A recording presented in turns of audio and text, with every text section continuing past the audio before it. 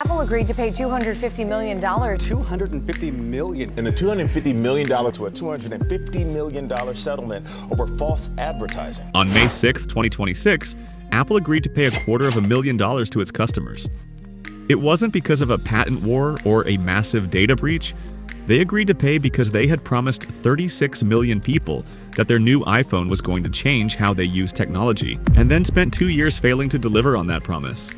This is the story of how one of the world's most admired tech firms, the one that gave us the MacBook and the iPod and the iPhone, built the world's worst AI, got caught, paid up, and then quietly outsourced the whole problem to Google. First, let's understand what Apple had promised.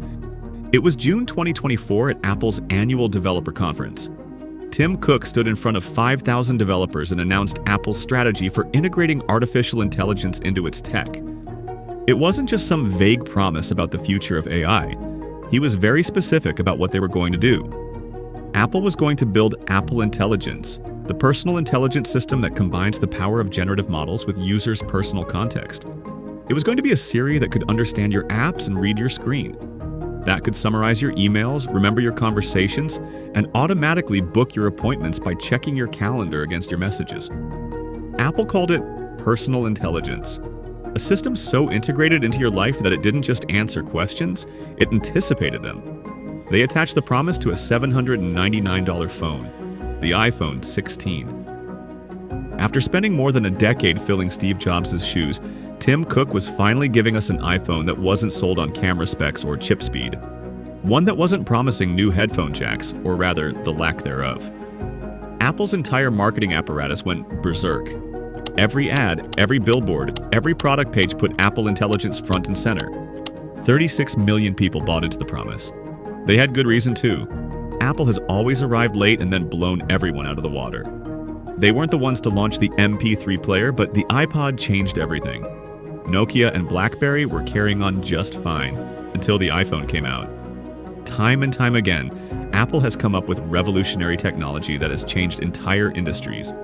So when Apple said they had cracked AI, people trusted them. That reputation just cost them $250 million. In the fall of 2024, the iPhone 16 launched, but the AI features did not. And today, nearly 2 years later, many of those features still haven't arrived. Basic Apple Intelligence tools trickled out. Writing assistants, notification summaries, and a new image generation tool called Image Playground. But the personal, context-aware, reads-your-whole-life Siri that Apple had spent 6 months promising has remained absent. Initially, Apple said, wait for early 2025. But then 2025 arrived and the features didn't. Internal reports began leaking. Apple's AI teams were battling a fundamental reliability problem. It was so bad that their chatbot was at least 25% less accurate than ChatGPT. Meanwhile, Apple also began quietly bleeding its best AI researchers to OpenAI, to Google DeepMind, and to Anthropic.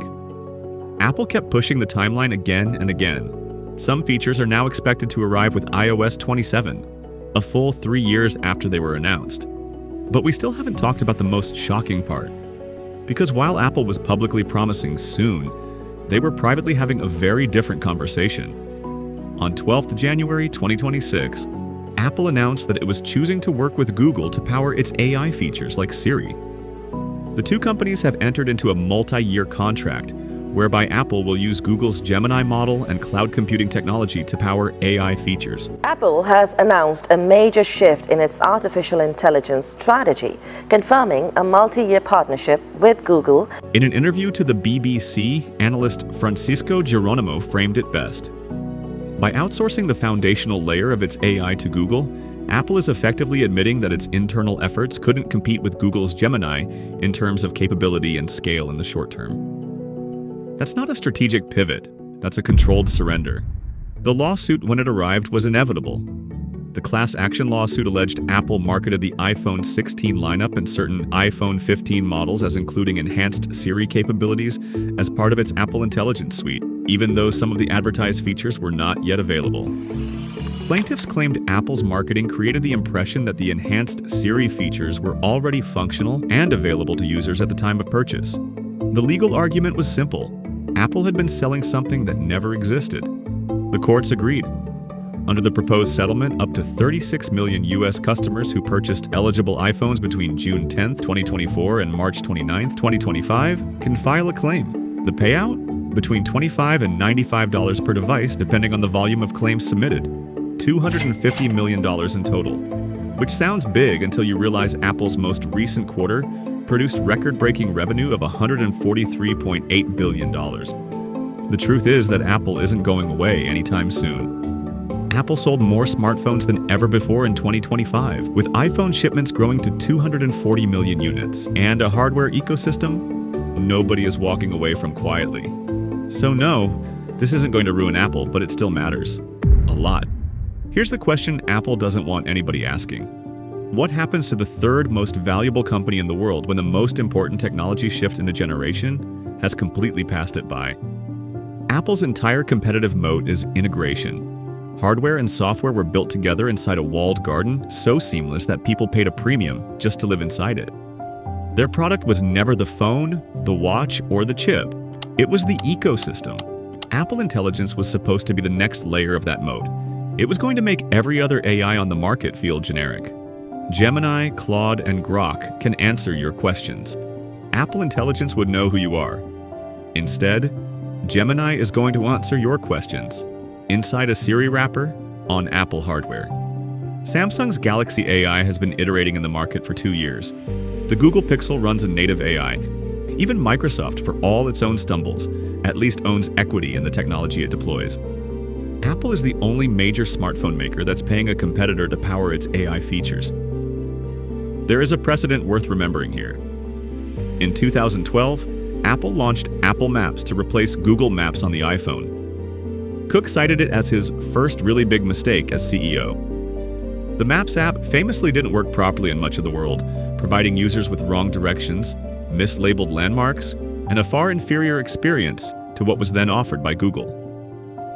After firing Maps chief Richard Williamson over the debacle, Cook issued an apology to users.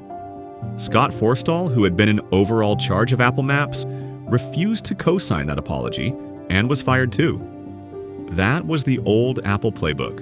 Absorb the humiliation, own the fix, emerge stronger.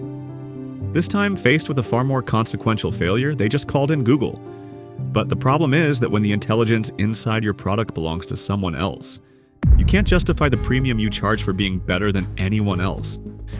Apple has won every technology wave it has entered by arriving second and being better. But this time, they've raised a white flag and called in someone else to fix their problems. Maybe the Gemini partnership works. Maybe Apple Intelligence, whenever it finally arrives, is worth the wait. But for the 36 million people who bought an iPhone 16 because they believed in the promise, a $25 check in the mail is a strange way to find out the future got delayed. Do you think Apple can survive the AI race, or was this the beginning of the end? Let me know in the comments below.